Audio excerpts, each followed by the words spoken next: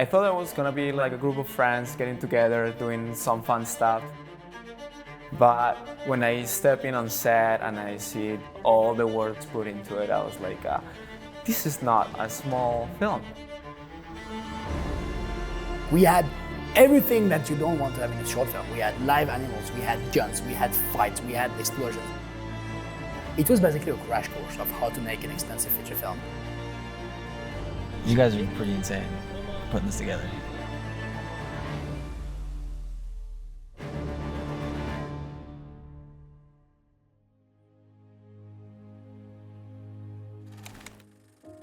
This script combines my natural love for history and period movies, and especially this like late Victorian area, which is, I think, absolutely fascinating. A period of time where it's a source of all great stories, and whatever is your story that you want to tell, that's probably something that happened back then that you can reference and get inspired by. So I wanted to make a World War I story for a long time. And then what happened is the pandemic hit. And we all discovered the fact of being trapped, of being isolated in our home. Days last 24 hours, and 24 hours can be quite long if you are stuck in this one space. So realizing this, it was the perfect storm. I wanted to explore time dilating and this idea of being stuck. And in May 2020, I had the first draft of the script, and I decided to push forward and do more research and keep going and keep writing until I will be ready to actually tell that story in picture. And I thought it would be a great movie to tell as an independent director. Valentin came to me and had this crazy idea for a short film, but it was a short film unlike anything I've been pitched before. It involved stunts and explosions and live rats, and very much suited the person who was pitching it to me. I decided to move forward with the project when Valentin agreed to let me bring some more producers on it, and that gave me the confidence that it's something we could actually get done. I've always liked a challenge, so when this one came across our desk, it was something that was going to allow us to push outside of our comfort zone. This was something that I felt was unique to the short film independent market in Vancouver. Like, we're making a World War I film. Who goes and does that in an independent market? There were a lot of logistical challenges with the script and with the resources to tell a story like this. We were going up against a genre of film that typically has large scale, large budget, but a lot of good things could come out of filmmaking when you are given restrictions. I think probably one of the most difficult elements that needed to be done right in order to sell the film and sell the environment we were trying to build was the location. We needed to dig a hole in someone's yard or someone's property and make it look like we were actually in no man's land. It was a tall order for people. With something like this, we were fully coming in there saying, hey, we want to mess up your property. Luckily, we landed on a property owner who was extremely gracious and kind and allowed us to use their property to their full extent that we needed it. I thought we were going to bring dirt into a studio. And so, yeah, the fact that it was actually a hole in the ground was pretty cool. The role of a production designer is to help create the story world. That's my favorite way to describe it. So a lot of times that means that you don't notice anything about the story world. It's literally our job to not be noticeable so that you're never questioning the world in front of you. This was a really unique project. It's unlike anything I've ever done. I've never had to design a hole that was literally in the ground. Doing it practically was definitely helpful in just having all the space around us, not being constricted by a studio.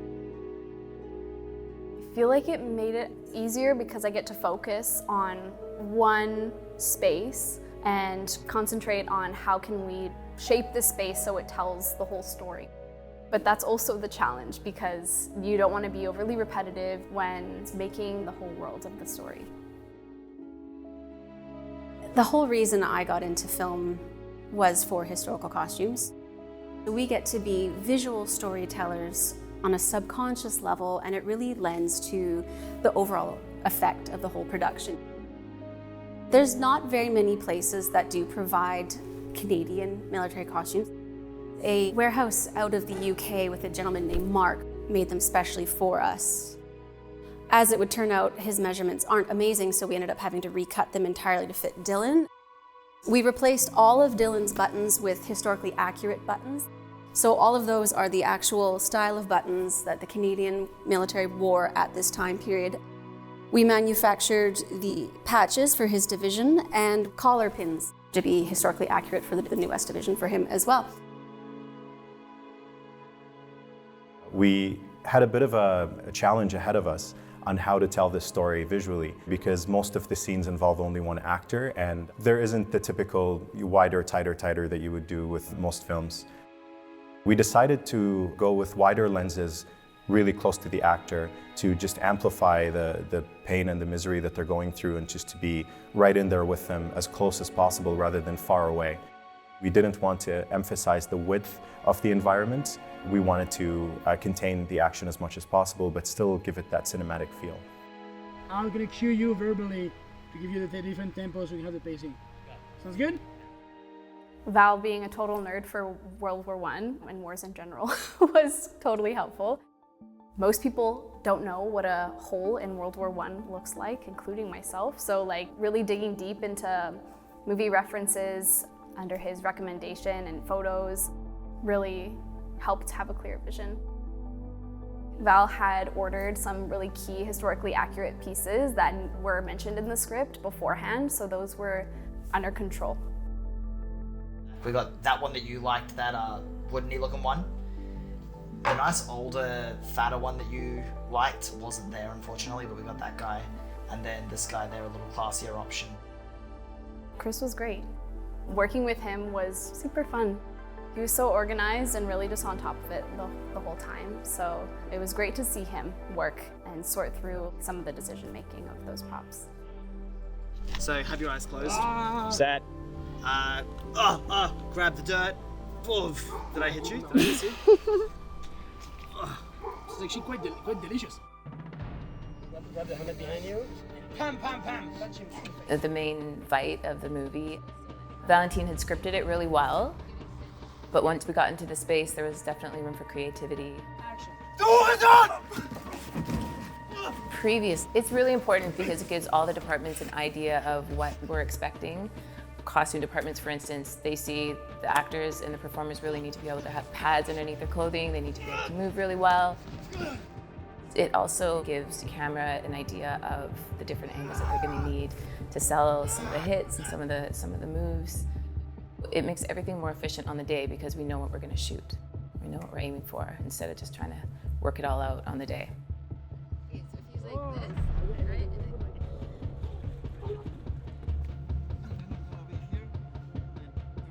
It was a major fight. It was pretty long. It was so many beats, so many things to be thinking of. Action. For my side, I'm performing my fight, right? But they have another load that is their acting part. So I was like really amazed by Dylan and Alessandro performing this choreo over and over and over and over. Alessandro, I believe, did everything on his own, which is amazing. Especially the drowning and all of that stuff was like really hardcore.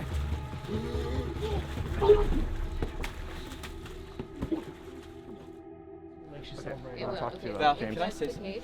When you're on top of someone, instinctually, subconsciously, you want to just get them off, that's all. So if he just comes around and pushes my head off, so it's not an impact, it's a head push. Actor input is always important because a lot of the time our action it's character driven, and sometimes as coordinators, for me, I'm like, what looks the best, what looks the hardest, but it's not necessarily, like I don't know that character as well as the actor does. So it's got to be driven by his emotions and by what he would do and by his instincts. There you go. That's perfect. We definitely wanted to use the actors as much as we could. Sometimes when you use stunt doubles, you can get away with doing more, but it's harder to hide faces. So that was a great suggestion, and it made things go smoother and quicker, and it was more real in the end. I don't believe in geniuses in filmmaking, and I believe filmmaking is the collaboration of different creative people working together, and the job as the director is to channel this creativity into one direction and make one coherent piece of art with this different creativity.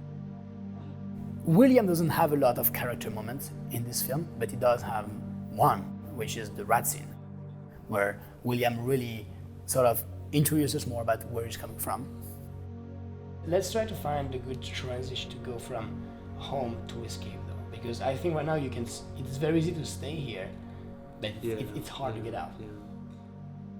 We sat down and we went through all the dialogues and through all the little moments of expression that William has, which are very few, but they need to be nailed. So Dylan was fully part of the creation of William. It's kind of hard to come by for an actor to experience that themselves and take the lead on things like that, because it's literally just me and a hole. That was my favorite part, that I could create that arc, that journey, you know what I mean? Within like 20 minutes, it was a challenging thing as well for me, yeah.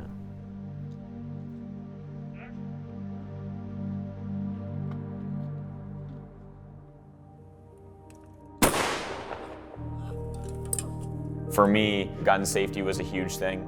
We knew we needed to bring in experts. So how are we gonna do that? Oftentimes it was telling them that we didn't have much money, but we're gonna give you the infrastructure you're used to. Can you in return bring your expertise to our set? One Man's Land was a wonderful project to work on, actually. I was very excited to be on set to see the story played out, and the fact that we were interacting with actual historical items was, I think, very exciting. Getting involved right from early production meetings is very important to us. A lot of people have no idea of the pre-preparation that an armorer has to go through. Safety protocols begin long before we come to set.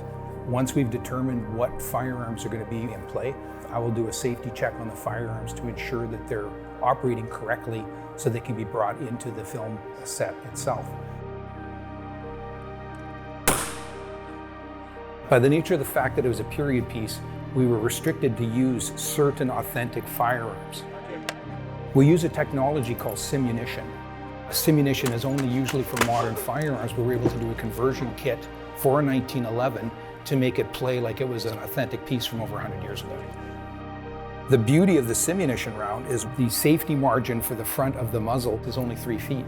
So anything beyond that, you can actually have crew 5-6 feet away filming closely, and it's 100% safe.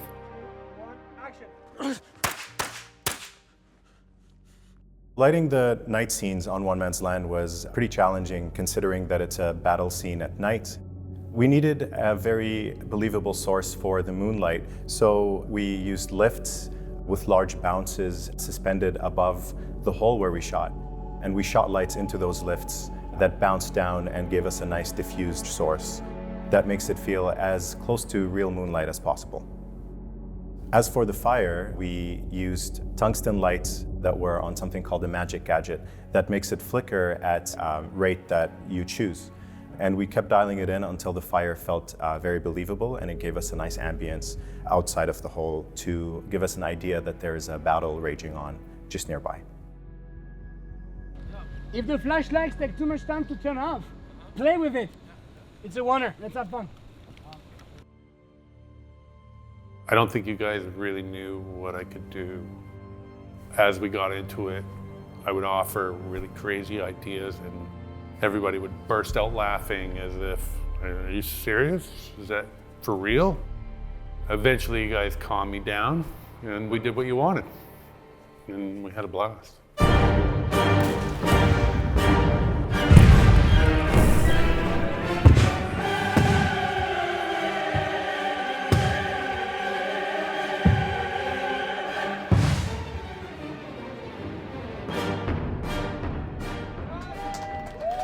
We were able to give you more than you were expecting.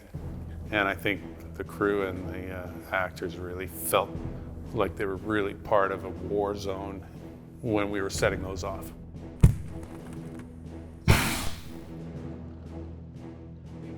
I need the blood, the meat. Where's the meat? Head cheese is just what I like to use if we're gonna do like a brain hit or a body hit. Some of it can be clear to simulate body integrity, and some of it's meat. And you add that with blood. You know, might add Rice Krispies to it too, because it leaves like chunks and residue. Jacob or Bailey? Saran wrap? You guys got me some saran wrap? Well, the saran wrap acts as a little pressure cap. It'll hold the blood in and all the guts. But as you open up the pressure, it pops. And we spray it on someone.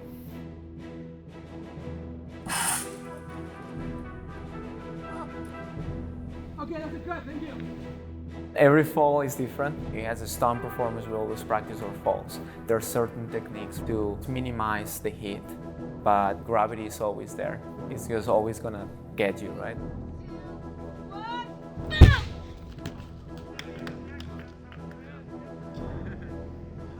When I was going down the hill, there were so many things to play with, right? Like I had the rifle, and the rifle had the bayonet. So we replaced the bayonet with a dummy.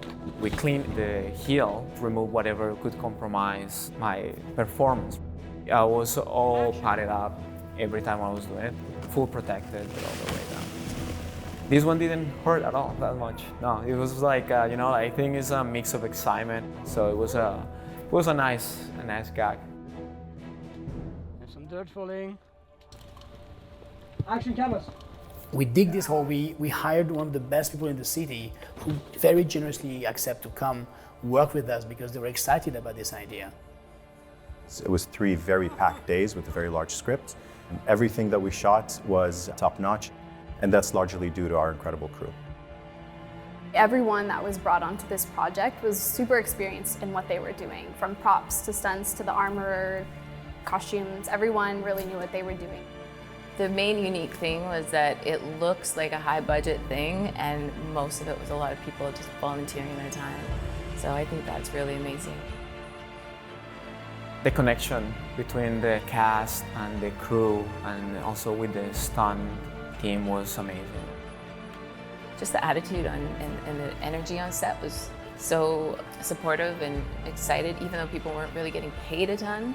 Usually people are excited if they're getting paid a lot, but it was different. It was like everyone was really happy to be there, so that was really cool. So it's one of the beautiful things about the film industry and the Vancouver film industry is that we're all there for each other when we need it.